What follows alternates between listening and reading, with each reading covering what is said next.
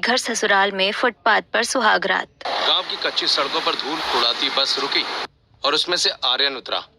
हाथ में एक छोटा सा झोला और चेहरे पर अपनों से मिलने की चमक थी। जैसे ही वो अपने घर के आंगन में पहुंचा, नीम के पेड़ की ठंडी छांव ने उसका स्वागत किया। रसोई से देसी घी के तड़के की खुशबू आ रही थी। अरे मेरा बेटा आ गया। खड़ा क्यों है, जल्दी हाथ मुंह धोकर बैठ, मैं गरम रोटियां उतारती हूँ। आज तो भरपेट खाना है तुझे। माँ, अभी तो कदम रखा है और तुमने खाने की रट शुरू कर दी। पहले मुझे सांस तो लेने दो। बेटा तो 3-3 4-4 महीने में तो आता है। शहर में पता नहीं क्या खाता होगा, कैसे रहता होगा। क्या करूं माँ, इतना काम रहता है। गैरेज में मुझ पर ही सारी जिम्मेदारी रहती है। मालिक मुझ पर बहुत भरोसा करते हैं। भैया, माँ को प्यार दिखाने का मौका ही कहाँ मिलता है। इतने दिनों बाद आते हो तो माँ का बस चले तो पूरा घर खिला दे। अच्छा मेरी लाडली बहन, तू बता कैसी है? वैसे तो मैं सोच रहा था कि तेरी शादी वादी की बात चल रही है, तो मैं तेरी शादी की जो शॉपिंग है वो शहर से ही करवाऊंगा। क्या भैया, आप भी बस शादी के पीछे पड़ जाते हैं।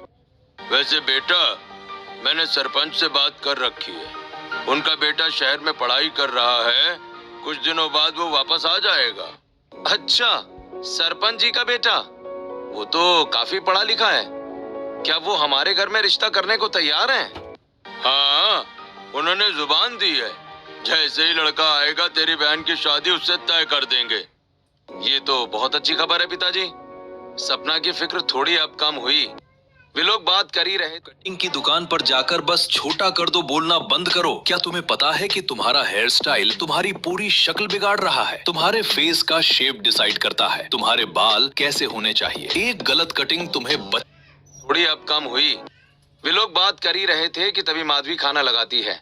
सभी लोग बैठकर खाना खाने लगते हैं। खाना खाने के बाद आर्या ने कुछ वक्त परिवार के साथ बिताया। हंसी मजाक और पुरानी यादों के बीच वक्त पंख लगाकर उड़ गया। शाम होते ही वो फिर से शहर जाने वाली आखिरी बस में सवार हो गया, क्योंकि सुबह उसे काम पर रिपोर्ट करना था। अगले दिन शहर के एक शोर शराबे वाले इलाके में स्थित गैरेज में आर्यन पसीने से तरबतर एक पुरानी कार का इंजन खोल रहा था। तभी एक महंगी सफेद कार वहां आकर रुकी और हॉर्न बजाने लगी। एक सुंदर मॉडर्न लड़की बाहर निकली और बोली, अरे तुम काम ही करते रहोगे क्या? मुझे समय दोगे या नहीं? चलो चलो, बहुत जरूरी काम है तुमसे। नैना, तुम यहाँ इस वक्त? देखो मेरे हाथ कितने गंदे हैं। अभी एक इंजन आधा खुला पड़ा है, मालिक गुस्सा करेंगे। मैंने कहा ना चलो, काम बाद में हो जाएगा। जल्दी आओ वरना मैं यही शोर मचाना शुरू कर दूंगी। नैना ने आर्यन की एक न सुनी और उसे जबरदस्ती कार में बिठा लिया। वो खुद ड्राइविंग सीट पर थी और गाड़ी को शहर के बाहर की ओर ले गई। ठंडी हवाएं चल रही थी और आर्यन थोड़ा असहज महसूस कर रहा था। अरे यार, आखिर इतना जरूरी क्या है? तुम ऐसे तो मुझे टाइम देते नहीं हो, तो ऐसे निकालना पड़ेगा। देखो कितनी अच्छी जगह है, चलो आइसक्रीम खाते हैं। तुम भी ना बिल्कुल बच्ची जैसी हो। ठीक है, अब आ ही गए तो खा लेते हैं, पर जल्दी वापस चलना होगा। दोनों एक स्टॉल के पास खड़े होकर आइसक्रीम खा रहे थे और हंस हंस कर बातें कर रहे थे। उन्हें अंदाजा भी नहीं था कि पास से गुजर रही एक काली कार में नैना के पिता बैठे थे, जिनकी नजर उन दोनों पर पड़ चुकी थी। शाम को जैसे ही नैना अपने आलीशान बंगले पर पहुंची, उसके पिता पहले से ही ड्राइंग रूम में गुस्से में टहल रहे थे। नैना के कदम रखते ही उन्होंने खींचकर नैना को थप्पड़ मार दिया और बोले, फिर तू उस गैरेज वाले के साथ घूम रही थी? हाँ, तुझे बोला था ना कि तेरा उस गैरेज वाले से कोई संबंध नहीं होना चाहिए। पिताजी, मैं आर्यन से प्यार करती हूँ और इसमें कुछ भी गलत नहीं है। वो एक नेक इंसान है। नेक इंसान? वो एक मामूली मैकेनिक है। हमारी हैसियत देख और उसकी देख। अगर तूने दोबारा उसे देखा तो अंजाम बहुत बुरा होगा। माँ पिताजी, मैं शादी तो उसी से करूंगी क्योंकि मैं उससे प्यार करती हूँ। आप मुझे रोक नहीं पाएंगे। नहीं, मैं तेरी शादी कहीं और तय कर दूंगा। नैना रोते हुए अपने कमरे में चली गई। पूरी रात वो सो नहीं पाई। अगले दिन सुबह सुबह वो गैरेज पहुंची और बोली, आर्यन चलो मेरे साथ, अभी इसी वक्त। मेरे पास ज्यादा वक्त नहीं है। पिताजी मेरी शादी कहीं और करा देंगे। क्या हुआ नैना? तुम इतनी घबराई हुई क्यों हो? और हम कहाँ जा रहे हैं? घर पर सब ठीक तो है ना? कुछ ठीक नहीं है, हमें अभी शादी करनी होगी। चलो मेरे साथ रजिस्ट्रार ऑफिस। अगर आज नहीं किया तो कभी नहीं होगा। आर्यन नैना की आंखों में दृढ़ निश्चय देख लेता है। वो रजिस्ट्रार ऑफिस पहुंचते हैं और वहां कानूनी रूप से शादी कर लेते हैं। शादी के बाद नैना उसे लेकर अपने पिता के पास पहुंचती है। नैना के पिता उसे देखकर गुस्सा होते हुए कहते हैं, चले जाओ यहाँ से, मेरा तुमसे अब कोई संबंध नहीं है। तुमने मेरी नाक कटा दी। आज से मेरे घर के दरवाजे तुम्हारे लिए बंद हो चुके हैं। चलो नैना, यहाँ अब हमारा कोई काम नहीं है, हम मेरे गांव चलेंगे। माँ, पिताजी और सपना तुम्हें पाकर बहुत खुश होंगे। उसके बाद दोनों बस स्टॉप पहुंचते हैं और बस पकड़कर आर्यन के गांव चले जाते हैं। आर्यन को उम्मीद थी कि शादी के बाद उसे घर वालों का आशीर्वाद मिलेगा, लेकिन जैसे ही वो घर के सामने पहुंचे, वहां का नजारा देखकर उनके होश उड़ गए। अरे ये ताला क्यों बंद है? माँ पिताजी कहाँ गए? सपना भी नहीं दिख रही। घर में तो सन्नाटा है। ताला क्यों बंद है? क्या उन्हें पता चल गया कि हम आ रहे हैं, या फिर कोई और बात है? मुझे डर लग रहा है आर्यन। तभी पड़ोस से शांति चाची बाहर आईं और आर्यन को देखकर बोली, बेटा आर्यन, तू आ गया। तेरे घर वाले बहुत घबराए हुए थे और बोल रहे थे कि हम शहर जा रहे हैं, अब यहाँ नहीं रहेंगे। क्या शहर जा रहे हैं? पर क्यों? अचानक ऐसा क्या हो गया? कल तक तो सब ठीक था। वो बहुत परेशान थे, ताला लगाकर रातों रात निकल गए। उन्होंने किसी को कुछ नहीं बताया कि वो कहाँ जा रहे हैं। घबराए हुए थे? क्या हो गया? पिताजी ने तो कल ही सरपंच जी के बेटे की बात की थी, फिर अचानक घर छोड़ने की क्या नौबत आ गई? आयरन, कहीं ये सब मेरे पिताजी की वजह से तो नहीं हुआ? उन्होंने कुछ धमकी तो नहीं दी थी उन्हें? चलो हम अभी जाकर देखेंगे मेरे घर वाले कहाँ चले गए हैं। हमें उन्हें ढूंढना ही होगा। गांव में कोई तो होगा जिसे पता होगा। बेटा तू चाहे तो अपने घर की चाबी ले ले, वो मुझे चाबी दे गए हैं। नहीं चाची, इस वक्त तो मुझे सबसे पहले उन्हें ही ढूंढना है। आर्यन और नैना पूरे गांव में छानबीन करते हैं। बस स्टैंड से लेकर रेलवे स्टेशन तक गए। उन्होंने हर मुसाफिर, हर दुकानदार से पूछा, लेकिन किसी ने हरीश और उसके परिवार को देखा ही नहीं था। आर्यन, अब क्या करें? शाम होने वाली है, गांव में तो कोई सुराग नहीं मिला। शायद वो सच में शहर चले गए हो। हाँ, शायद वो बस स्टैंड पर मिल जाएं। चलो हम वापस शहर चलते हैं, वहाँ के बड़े बस स्टैंड पर शायद वो दिख जाएं। वो दोनों वापस शहर पहुँचते हैं। रात के करीब 11 बज रहे थे। शहर का मुख्य बस स्टेशन मुसाफिरों से खचाखच भरा था, लेकिन आर्यन के परिवार का कोई नामो निशान नहीं था। नैना थक कर चूर हो गई थी। वो लोग कहीं नहीं मिल रहे। माँ पिताजी कहाँ जा सकते हैं? इस बड़े शहर में उन्हें ढूंढना नामुमकिन जैसा है। आर्यन, मैं बहुत थक गई हूँ, अब और चला नहीं जा रहा। चलो हम यहाँ थोड़ी देर लेटते हैं, सुबह फिर ढूंढेंगे। बस स्टैंड के कोने में फुटपाथ पर कुछ लोग सो रहे थे। आर्यन और नैना भी वहीं बैठ गए। उनके पास बिछाने के लिए कुछ नहीं था। नैना ने पास बैठी एक औरत की ओर देखा और बोली, सुनिए, आपके पास एक्स्ट्रा चादर है क्या? दे दो प्लीज, हमें बस रात काटनी है, सुबह हम वापस कर देंगे। हाँ बेटा, क्यों नहीं, ये लो, एक पुरानी चादर है मेरे पास। आर्यन ने चादर ली और फुटपाथ की सख्त जमीन पर बिछा दी। नैना, जो कभी रेशम के गद्दों पर सोती थी, आज फुटपाथ पर बैठने को मजबूर थी। आर्यन की आंखों में आंसू आ गए और वो बोला, आज मेरी वजह से अमीर बहू बेघर ससुराल में आ गई और फुटपाथ पर सुहागरात हो रही है। शर्मिंदा तो मैं भी हूँ कि मेरे आते ही आपके घर वाले कहीं चले गए, और मैं आपका दुख समझ सकती हूँ, इसमें आपकी कोई गलती नहीं है। मुझे अच्छा नहीं लग रहा है। तुम्हें अपनी डोली में बिठाकर घर ले जाना था और यहाँ हम इस धूल भरी सड़क पर बैठे हैं। और मुझे भी अच्छा नहीं लग रहा है कि मैं अपनी नई जिंदगी आपके घर वालों के खो जाने के दुख में शुरू करूं। मैंने फैसला किया है कि जब तक वो लोग नहीं मिलेंगे, हम अपनी सुहागरात नहीं मनाएंगे। हमारे लिए परिवार का मिलना ही सबसे बड़ी खुशी होगी। आर्यन थका हुआ था। उसने अपना सिर नैना की गोद में रख दिया। नैना उसके बालों को सहलाने लगी। पास बैठी औरतें माया और कविता उन्हें गौर से देख रही थीं। तुम बार बार आंखें बंद छोटी इसलिए कर रही हो ना कि तुमको भूख लगी है? तुम मुझे कितना जानते हो। हाँ, सच कहूँ तो पेट में चूहे दौड़ रहे हैं, पर इस वक्त खाना कहाँ मिलेगा। रुको, मैं कुछ खाना लेकर आता हूँ। यहाँ स्टेशन पर कुछ ना कुछ तो मिल ही जाएगा। आर्यन जाता और थोड़ी देर के बाद वापस आता है तो उसके एक हाथ में 2 प्लास्टिक के कप में चाय थी और दूसरे में बिस्किट के 2 पैकेट थे। उसने बड़े प्यार से बिस्किट चाय में डुबोकर नैना को खिलाना शुरू किया, जिसे देखकर स्टेशन पर बैठी माया और कविता बातें करने लगी। देखो कविता, इस नई जोड़ी को कितना प्यार है इन दोनों में। भगवान ऐसी जोड़ी कभी कभी बनाते हैं। सही कह रही है माया, आज के जमाने में ऐसी वफा कहाँ मिलती है। लड़की तो किसी अमीर घर की लगती है, फिर भी यहाँ बैठी है। रात चढ़ती गई। नैना को पसीना आ रहा था क्योंकि स्टेशन पर बहुत उमस थी। आर्यन ने देखा कि नैना परेशान हो रही है तो उसने अपने हाथ से उसे हवा करना शुरू कर दिया। तभी ठंडी हवाएं चलने लगी। ये देखकर आर्यन बोला, देखो भगवान भी हम पर मेहरबान है। और तुम्हें गर्मी भी नहीं लगेगी। ठंडी ठंडी हवाएं चलने लगी हैं। फिर दोनों बात करते हुए सो जाते हैं। सुबह की पहली किरण के साथ आर्यन की नींद खुली। पूरा दिन वो यहाँ वहाँ भटकते रहे, कभी किसी मंदिर के बाहर, कभी किसी सराय में, लेकिन आर्यन के परिवार का कोई अता पता नहीं चला। शाम होते होते आर्यन की हिम्मत जवाब देने लगी। अब तो शाम होने को आई है यार, वो लोग कहीं नहीं मिल रहे।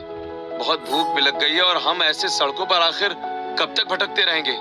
चलो चलते हैं और किराए का घर ले लेते हैं। कम से कम सिर छुपाने की जगह तो होगी। सड़कों पर रहकर हम कुछ नहीं कर पाएंगे। तुम सही कह रही हो। मेरे पास थोड़े पैसे हैं, यहाँ पास के मोहल्ले में एक छोटा सा कमरा मिल जाएगा। तुम यहीं रुको, मैं ढूंढ कर आता हूँ।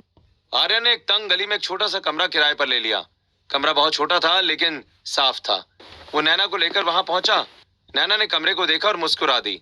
फिर आर्यन बोला, हे तुम रुको, मैं आता हूँ। यहाँ पास में वड़ा पाव की दुकान है, मैं हमारे लिए रात का खाना ले आता हूँ।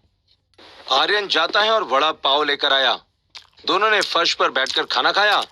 नैना के चेहरे पर थकान थी लेकिन उसने शिकायत नहीं की। आर्यन बोला, तुमने कभी सोचा था कि तुम्हें एक ऐसे छोटे से कमरे में वड़ा पाव खाकर रात गुजारनी पड़ेगी? हाँ, मुझे सच में बहुत बुरा लग रहा है। पागल हो क्या? तुम्हारे साथ तो ये वड़ा पाव भी किसी 56 भोग से कम नहीं लग रहा। बस हमारा परिवार मिल जाए फिर सब ठीक होगा। अगली सुबह आर्यन अपने गैरेज पहुंचा। उसे डर था कि मालिक उसे काम से निकाल देंगे, लेकिन मालिक थोड़े नरम दिल के थे। सेठ जी, मुझे कुछ एडवांस की जरूरत है। मैंने दरअसल किराए से घर ले लिया है और शादी भी कर ली है। अब जिम्मेदारियां थोड़ी बढ़ गई हैं। अरे, शादी कर ली? बताया भी नहीं। चल कोई बात नहीं, ये ले कुछ पैसे, अपना घर बसा और काम पर ध्यान दे, ठीक है? आर्यन पैसे लेकर सीधा बाजार गया। उसने राशन का सामान, कुछ बर्तन और नैना के लिए कुछ कपड़े खरीदे। वो शाम को खुशी खुशी घर पहुंचा। स्ट्रेस्ड हो?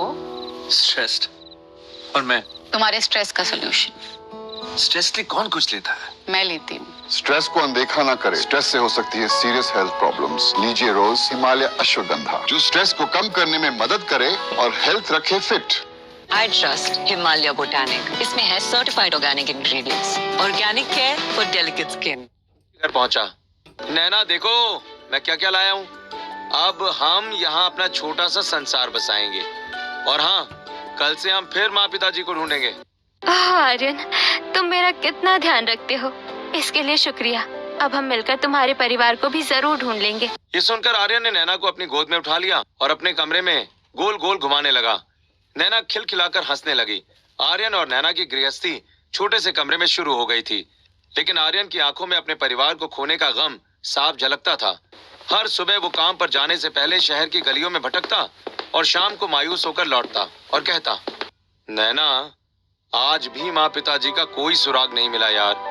पुलिस स्टेशन में भी रिपोर्ट लिखवा दी, पर वो कह रहे हैं कि जब तक कोई पुख्ता जानकारी ना मिले वो कुछ नहीं कर सकते।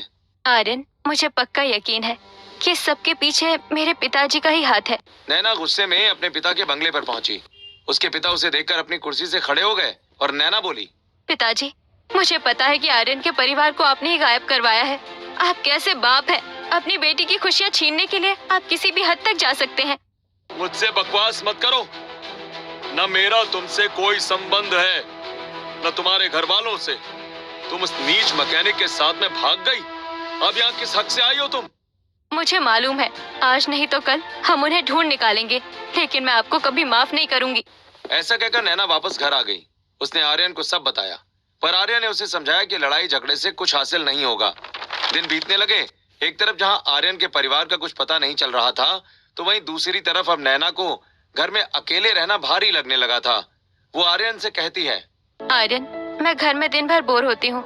सोच रही हूँ मैं भी जॉब कर लूँ, और वैसे भी हम दोनों कमाएंगे तो माँ पिताजी को ढूंढने में ज्यादा आसानी होगी। अगर तुम्हारी यही इच्छा है तो ठीक है। तुम इतनी पढ़ी लिखी हो, तुम्हें अच्छी नौकरी मिल जाएगी।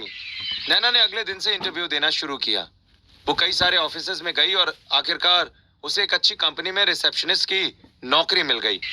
एक दिन ऑफिस से वापस आते समय वो बाजार में सब्जियां ले रही थी कि तभी नैना की नजर भीड़ में एक लड़की पर पड़ी। वो लड़की हूबहू वैसी ही दिख रही थी जैसी आर्यन ने अपनी बहन सपना की फोटो दिखाई थी। अरे, ये तो मेरी ननन जैसी लग रही है। मैंने इसकी फोटो और वीडियो आर्यन के फोन में कई बार देखी है। वही आंखें, वही चेहरा, ये तो सपना ही है। नैना भीड़ को चीरते हुए उस लड़की के पास पहुंची और उसका कंधा पकड़ लिया और फिर बोली, सुनिए, क्या आप सपना है? सपना, मैं तुम्हारी भाभी हूँ नैना। तुम यहाँ शहर में क्या कर रही हो? माँ और पिताजी कहाँ है? जी नहीं, आप गलत समझ रही हैं। मेरा नाम सपना नहीं है, मुझे जाने दीजिए। लेकिन आपकी शक्ल बिल्कुल आर्यन की बहन से मिलती है। सपना ने अपना दुपट्टा संभाला और बिना पीछे मुड़े गलियों में भागने लगी। नैना ने उसका पीछा करने की कोशिश की, पर भीड़ के कारण वो उसे खो बैठी। वो जल्दी जल्दी घर आई। क्या हुआ नैना, तुम इतनी हाफ क्यों रही हो? कुछ हुआ क्या रास्ते में? आर्यन, आज मैंने सपना को देखा। वो बाजार में सब्जी ले रही थी। मैंने उसे आवाज दी पर वो मुझे देखकर भाग गई। क्या? सपना शहर में, और वो तुम्हें देखकर भागेगी क्यों? वो तो तुम्हें जानती भी नहीं है। हाँ, मुझे ऐसा लग रहा है कि वो सपना ही है। आप मुझे फोटो दिखाइए फिर से। हाँ आर्यन, यही लड़की थी, बिल्कुल यही चेहरा। चलो मुझे ले चलो वहाँ, हम अभी उसे ढूंढेंगे। अगर वो शहर में है तो माँ पिताजी भी यहीं होंगे। आर्यन और नैना वापस उसी बाजार में पहुंचे। उन्होंने घंटों तक वहाँ गलियों में सपना को ढूंढा, हर दुकानदार से पूछा, लेकिन सपना का कोई अता पता नहीं चला। शायद तुम्हारी गलतफहमी थी नैना। अगर वो सपना होती तो वो तुम्हें देखकर कभी भागती नहीं, क्योंकि उसको अभी तुम्हारे बारे में पता ही नहीं था। और वो शहर में अकेली क्या करेगी? नहीं आर्यन, मेरी आंखों ने उसे साफ देखा था। वो डरी हुई थी। खैर, शायद भगवान ने अभी मिलन नहीं लिखा है। उसके बाद वो लोग घर वापस आ जाते हैं। वक्त गुजरता रहा था। एक दिन आर्यन के बचपन के दोस्त आकाश का फोन आया। हेलो आकाश, कैसे हो भाई? बहुत दिनों बाद याद किया यार। अच्छा, तुम्हारी बहन की शादी है? बहुत बहुत बधाई हो भाई। हाँ हाँ, तुम चिंता मत करो, हम जरूर आएंगे। फोन काटने के बाद आर्यन नैना से कहता है, नैना, आज आकाश की बहन की शादी है। वो हमें दावत दे रहा है। कह रहा है कि बहन की शादी में पूरे परिवार के साथ आना। नैना, चलो ना, चलते हैं। थोड़ा तुम्हारा मन भी बहल जाएगा। शाम को वो लोग शादी में जाते हैं। शादी का माहौल था, चारों तरफ रोशनी और संगीत था। मेहमान खाना खा रहे थे। अचानक आर्यन की नजर एक वेटर पर पड़ी, जो साड़ी का पल्लू सिर पर ओढ़े खाना परोस रही थी। अरे, वो माँ यहाँ वेटर के रूप में? नहीं नहीं, ऐसा नहीं हो सकता। उसके बाद आर्यन ने जैसे ही माँ पुकारा, उस औरत ने अपना चेहरा छिपा लिया और रसोई की ओर भागने लगी। आर्यन पागलों की तरह उसके पीछे भागा। माँ, माँ, रुको, अरे मैं आर्यन हूँ। अरे आप कहाँ भाग रही हो माँ? वो औरत भीड़ का फायदा उठाकर पीछे के दरवाजे से निकल गई। आर्यन बाहर गली में आया, पर वहाँ कोई नहीं था। नैना दौड़ती हुई उसके पास आई। क्या हुआ आर्यन, तुम ऐसे क्यों भाग रहे थे? नैना, मेरी माँ दिखी थी। वो यहाँ वेटर का काम कर रही थी। उन्होंने मुझे देखा और भाग गई। क्यों नैना, क्यों आखिर मेरे अपने मुझसे दूर भाग रहे हैं? तुम चिंता मत करो, ये हम इनसे पूछते हैं ना, जिनके घर आए हैं। आकाश को पता होगा कि केटरिंग वाले कौन है। आर्यन बदहवास हालत में आकाश के पास पहुंचा। आकाश अपने दोस्त की हालत देखकर डर गया। आकाश, जो औरतें खाना परोस रही हैं, उनमें से एक मेरी माँ थी यार। प्लीज बताना वो कहाँ मिलेगी। क्या आंटी यहाँ काम कर रही हैं? अरे रुक ना, मैं पापा से पूछता हूँ। वो लोग आकाश के पिताजी के पास गए। बेटा, कमला को मैंने बोला था कि वो अपने साथ काम के लिए कुछ औरतों को ले आए। ये रहा कमला का नंबर, तुम लोग उसी से बात कर लो। आर्यन और नैना उसी वक्त उस नंबर पर बात करने की कोशिश करने लगते हैं, लेकिन फोन बंद था। उस बस्ती के पते पर पहुंचे जहां का जिक्र आकाश के पिता ने किया था। वहां पहुंचकर आर्यन पूछताछ करने लगता है। कमला जी यहाँ रहती हैं क्या? प्लीज बताइए ना। हाँ, मैं ही कमला हूँ, बताइए क्या काम है आपको मुझसे? आर्यन कमला को अपनी माँ और बहन की फोटो दिखाते हुए कहता है, क्या आप इन लोगों को जानती हैं? क्या ये लोग यहीं रहते हैं? हाँ, वो यहाँ रहती थी, पर आज सुबह ही वो अपने पति और बेटी का सामान बांधकर कहीं और चले गए। कह रही थी कि कोई उनका पीछा कर रहा है। मेरे पास काम मांगने आई थी, बोल रही थी कि बहुत परेशानी चल रही है और काम हो तो दे दो। तो मैं उसको ले गई। मेरे पास नंबर वंबर कुछ नहीं है उसका। आर्यन वहीं सड़क के किनारे बैठ गया। उसकी आंखों से आंसू बहने लगे। नैना ने उसके सिर पर हाथ फेरा और उसे अपने सीने से लगा लिया। आर्यन, तुम यकीन करो, वो मिल जाएंगी। सब मेरी वजह से हो रहा है। अगर मैंने तुमसे शादी ना की होती तो शायद वो आज बेघर ना होते। ऐसा मत कहो नैना, तुम मेरी ताकत हो, पर मुझे समझ नहीं आ रहा कि वो मुझसे छुप क्यों रहे हैं। मैंने क्या खता की है? वो दोनों घर लौट आए। अगले दिन आर्यन अपनी गैरेज पर पहुंचा और काम करने लगा। वो एक ऐसा इंजन बनाना चाह रहा था जिसकी वजह से बड़ी गाड़ियों में पेट्रोल की खपत को कम किया जा सके। दूसरी तरफ नैना भी अपने ऑफिस में मन लगाकर काम कर रही थी और पूरे ऑफिस में चर्चा का विषय बनी हुई थी। दिन बीतते गए। एक दिन आर्यन और नैना घर पर बैठे बातें कर रहे थे कि तभी नैना के पिताजी का फोन आया और वो बोले, जल्दी आओ पुराने मंदिर के पीछे, मुझे तुम दोनों से कुछ बात करनी है। पिताजी बुला रहे हैं इस वक्त? नैना, क्या हमें जाना चाहिए? उन पर तो मुझे बिल्कुल भरोसा नहीं, पर वो बुला रहे हैं तो कोई खास बात ही होगी। चलो चलते हैं। अब वो दोनों मंदिर के पीछे पहुंचे। वहां नैना के पिता अपनी कार के पास खड़े थे। कार की पिछली सीट पर हरीश यानी आर्यन के पिता बैठे थे। उन्हें देखकर आर्यन ने जल्दी से कार का दरवाजा खोला। हरीश बाहर निकला तो आर्यन ने उन्हें गले लगा लिया और बोला, पिताजी आप यहाँ? आप ठीक तो है ना? माँ और सपना कहाँ हैं? दूर हट, तूने शादी कर ली बिना बताए। तुझसे हमारा कोई मतलब नहीं है। तूने हमारी नाक काट दी। पिताजी, आप इन्हें यहाँ कैसे लाए और आप इन्हें क्यों परेशान कर रहे हैं? सवाल ये है कि मैं इनके बाप को जानता कैसे हूँ। तो सुनो, मैंने इन्हें गैरेज में आते जाते देखा था। मेरा तो रोज का रास्ता है वो। मैंने देखा है और मुझे पता है कि तुम अपने परिवार वालों को ढूंढ रहे हो। मैं यहाँ से गुजर रहा था, इन्हें देखकर मैंने अपनी कार रोकी और फिर इन्हें बिठा कर रखा ताकि तुम लोग इनसे बात कर सको। पिताजी प्लीज मेरी बात सुनिए और मुझे बताइए, ऐसी क्या मजबूरी थी जो आप लोग घर छोड़कर भाग गए? मैंने कोई गुनाह नहीं किया है। तूने हमारी बरसों की इज्जत मिट्टी में मिला दी। मुझे तुझसे कोई बात नहीं करनी। मैं जा रहा हूँ और मेरे पीछे मत आना, वरना याद रखना कि मैं कुएं में कूदकर अपनी जान दे दूंगा। हरीश गुस्से में वहां से निकल गया। आर्यन उसके पीछे भागना चाहता था, पर नैना के पिता ने उसे रोक दिया। अब तो यकीन आया कि इन सब के पीछे मैं नहीं हूँ, और ढूंढो कि इन सब के पीछे कौन है, क्योंकि मैं अगर इन सब के पीछे होता तो मैं तुमको फोन क्यों करता? पिताजी, मुझे माफ कर दीजिए, मैंने आप पर शक किया। मैं तुमको माफ नहीं करूंगा।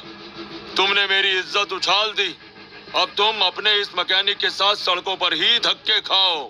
नैना के पिता अपनी कार में बैठकर चले गए। आर्यन और नैना सुनसान मंदिर के पीछे अकेले खड़े रह गए। आर्यन का दिल टूट चुका था। नैना, मेरा परिवार मेरी वजह से इतना दुखी है। पिताजी ने कहा कि वो जान दे देंगे अगर मैंने उनका पीछा किया। मैं क्या करूं? आर्यन, शांत हो जाओ। आज नहीं तो कल हम उन्हें जरूर ढूंढ निकालेंगे। तुम चिंता मत करो, और हमारी सुहागरात तब तक नहीं होगी जब तक कि तुमको तुम्हारे घर वाले नहीं मिल जाते। तुम बहुत अच्छी हो नैना। वो घर वापस आ गए। रात भर आर्यन कमरे में टहलता रहा और नैना उसे तसल्ली देती रही।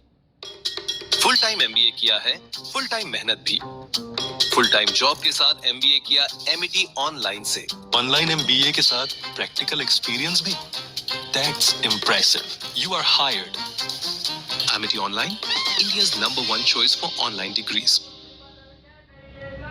मुझे ना ऑनलाइन शॉपिंग करना बहुत पसंद है, बट अगर मैं कहूँ कि आप गेम्स खेलकर कॉइन्स अर्न कर सकते हो और उन कॉइन से। वो घर वापस आ गए। रात भर आर्यन कमरे में टहलता रहा और नैना उसे तसल्ली देती रही। अगले 2 महीनों तक आर्यन ने खुद को काम में झोंक दिया।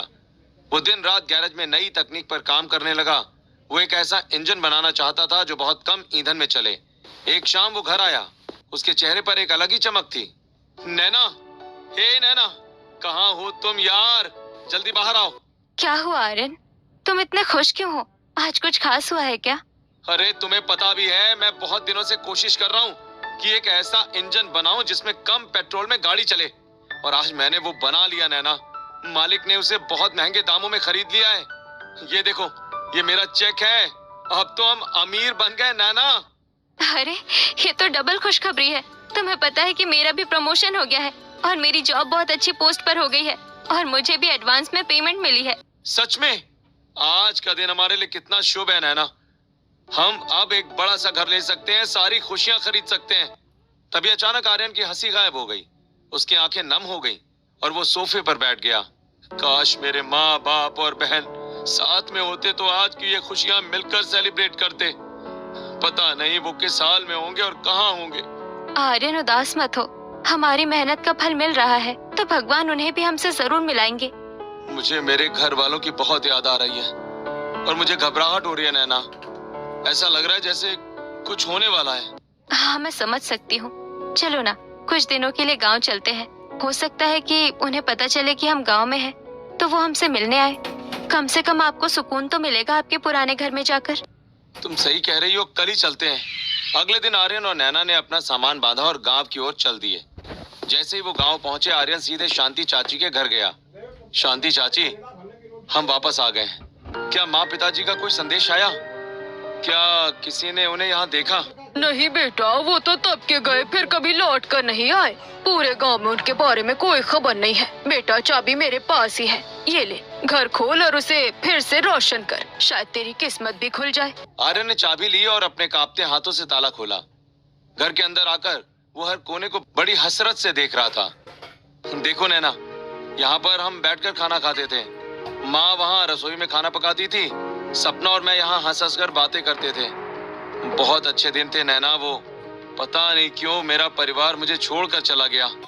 आर्यन, तुम रो मत, हम फिर से उन दिनों को वापस लाएंगे। आर्यन फूट फूट कर रोने लगा। नैना ने उसे गले लगा लिया और चुप कराने लगी। तभी घर के बाहर किसी के आने की आहट हुई। एक आदमी दरवाजे पर खड़ा था। आर्यन बेटा, तुम आ गए? मैं रोज यहाँ आकर देखता था। सरपंच जी ने कहा था कि जिस दिन तुम आ जाओ मैं तुम्हें बुलाकर ले आऊं। चलो, वो तुमको बुला रहे हैं। सरपंच जी? लेकिन वो मुझे क्यों बुला रहे हैं? क्या उन्हें पता है कि मेरे घर वाले कहाँ हैं? चलो आर्यन, हमें जाना चाहिए, शायद उनके पास कोई जरूरी जानकारी हो। आर्यन और नैना सरपंच के घर पहुंचे। सरपंच अपने बिस्तर पर लेटे हुए थे। उनका शरीर सूखकर कांटा हो गया था। उनकी पत्नी पास ही बैठी थी। आओ आओ बेटा, तुमको ये बहुत याद कर रहे थे। डॉक्टर ने बताया कि इन्हें कैंसर है और ये आखिरी स्टेज पर है। आओ बेटा आर्यन, बैठो। मैं तुम्हें कुछ बताना चाहता हूँ। ये बोझ लेकर मैं मरना नहीं चाहता। सरपंच ने लंबी सांस ली और एक कड़वा सच उगलना शुरू किया। एक दिन मैं और मेरा बेटा तुम्हारे घर गए थे। हरीश बहुत खुश था। अरे आओ सरपंच जी, आओ। आप तो होने वाले समधी भी हो। मुझे आपका डबल स्वागत करना चाहिए।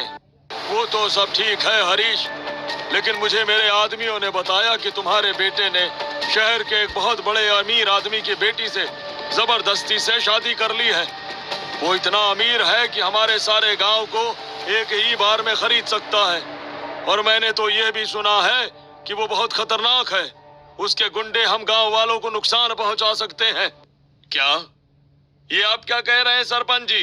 मेरी पूरे गांव में इज्जत है हरीश। मैं एक ऐसे घर में अपने बेटे का रिश्ता नहीं कर सकता जिसका ससुर इस गांव को नुकसान पहुंचा सकता हो। पिताजी प्लीज आप ऐसा मत कीजिए।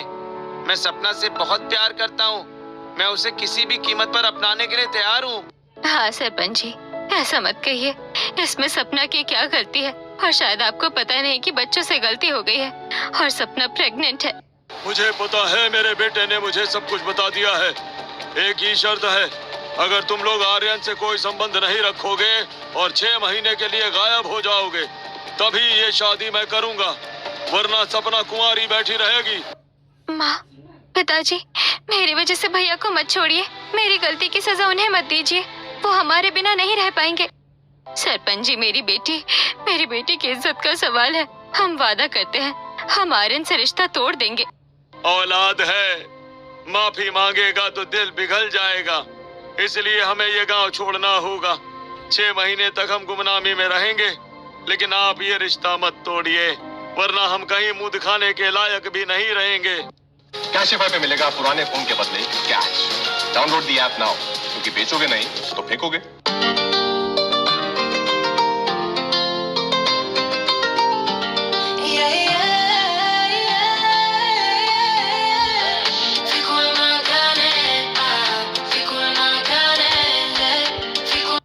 लायक भी नहीं रहेंगे। इतना कहकर सरपंच और उसका बेटा वहां से चले जाते हैं। विकास मजबूर था, इसलिए वो उस टाइम सपना का साथ नहीं दे पाता है और अपने पिता के दबाव में आकर उसे अकेला छोड़ देता है। तो ये सब आपने किया? आपने मेरे पिता को डराया और उन्हें बेघर कर दिया, सिर्फ अपनी झूठी इज्जत के लिए? मुझे माफ कर दो बेटा, मैं डर गया था, पर मुझे अब पता चला कि वो लोग कहाँ हैं। शहर की एक झुग्गी झोपड़ी में मेरे पहचान का एक आदमी रहता है। उसने उन्हें वहां देखा था। कहाँ है वो? जल्दी बताइए। मुझे एक पल भी यहाँ नहीं रुकना। शहर के पूर्वी किनारे पर जो बस्ती है ना, वहाँ के किनारे वाली झोपड़ी में जाओ और उन्हें बाइज्जत वापस ले आओ। आर्यन और नैना बिना वक्त गंवाए शहर की ओर भागे। वो उस गंदी बस्ती में पहुंचे जहां चारों तरफ गरीबी और बदहाली थी। आर्यन फोटो दिखा दिखाकर लोगों से पूछने लगा, भाई क्या आपने इन्हें देखा है? ये मेरी माँ और मेरे पिताजी हैं। हाँ भाई, ये लोग तो वो किनारे वाली झोपड़ी में रहते हैं। बूढ़ा आदमी बीमार रहता है और लड़की कहीं काम पर जाती है। आर्यन पागलों की तरह उस झोपड़ी की ओर दौड़ा। नैना भी उसके पीछे पीछे भाग रही थी। जैसे ही उसने झोपड़ी का टूटा हुआ दरवाजा खोला, सामने का नजारा देखकर उसका कलेजा मुंह को आ गया। आर्यन का परिवार उसी झोपड़ी में था। आर्यन बेटा, तो यहाँ कैसे?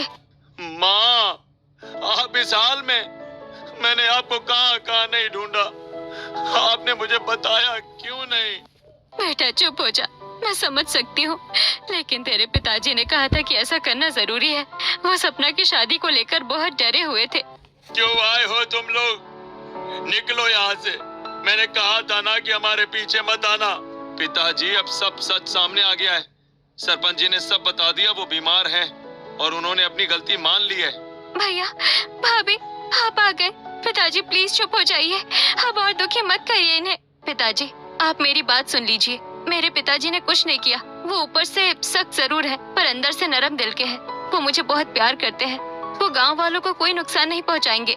ऐसा कहकर नैना अपने पिताजी को फोन लगाती है और फोन स्पीकर पर डाल देती है। हाँ हाँ बेटा, तुझे कैसे पता कि मैं आज तुझे बहुत याद कर रहा था? पिताजी, मैं जानती हूँ आप मुझसे ज्यादा देर तक गुस्सा नहीं रह सकते, और यहाँ आर्यन के परिवार के साथ जो हुआ उसमें आपका कोई हाथ नहीं था ना? बेटा, मैं तो तेरे पति और तेरे ससुराल वालों को नुकसान पहुंचाने के बारे में सोच भी नहीं सकता। तुम जैसी भी हो मेरी बेटी हो। तुम कहाँ हो? मैं अभी वहाँ आता हूँ। नैना अपना पता बताकर फोन रख देती है। तब आर्यन अपने पिताजी से कहता है, चलिए पिताजी, सरपंच जी के पास चलते हैं। थोड़ी देर में नैना के पिता अपनी बड़ी कार लेकर वहाँ आ जाते हैं। सभी लोग कार में बैठे और वापस गाँव में सरपंच के पास पहुँचे। सरपंच जी, मैं इस गाँव का बुरा नहीं करूँगा, बल्कि भला करूँगा। यहाँ एक बड़ा अस्पताल और स्कूल बनेगा और सपना की शादी अब धूमधाम से होगी। मुझे खुशी है कि मरते वक्त मेरी आंखें ये सब देख रही है। बेटा आर्यन, मुझे माफ कर देना। थैंक यू भैया भाभी, आज आपकी वजह से ही हम दोनों एक हो पा रहे हैं। सपना की शादी विकास से उसी दिन तय हुई और एक हफ्ते के बाद पूरा गांव रोशनी से जगमगा उठा। सरपंच जी और नैना के पिता सहित सभी ने दोनों को आशीर्वाद दिया। सपना सरपंच के बेटे से शादी करके विदा होकर अपने ससुराल चली गई। फिर आर्यन अपने माता पिता से बोला, माँ, अब हम शहर चलेंगे। मैंने वहाँ एक बहुत बड़ा फ्लैट खरीदा है। हम सब साथ मिलकर अब वहीं रहेंगे। सब लोग शहर के नए फ्लैट में शिफ्ट हो जाते हैं। घर को फूलों और खुशबुओं से सजाया गया है। रात को आर्यन कमरे में गया जहाँ नैना दुल्हन बने उसका इंतजार कर रही थी। कमरा मोमबत्तियों और परफ्यूम की महक से महक रहा था। हे नैना, देखो कितना सुंदर सेटअप है। हमारी सुहागरात अधूरी थी ना, आज हमारी जिंदगी की असली सुहागरात है। हाँ आर्यन, आज हमारा परिवार पूरा है, हमारी खुशियाँ पूरी है। आज से हमारी एक नई जिंदगी शुरू होती है। शुक्रिया नैना, मेरा साथ देने के लिए। तुमने फुटपाथ से लेकर इस महल तक मेरा हाथ कभी नहीं छोड़ा। दोनों ने एक दूसरे को बाहों में भर लिया।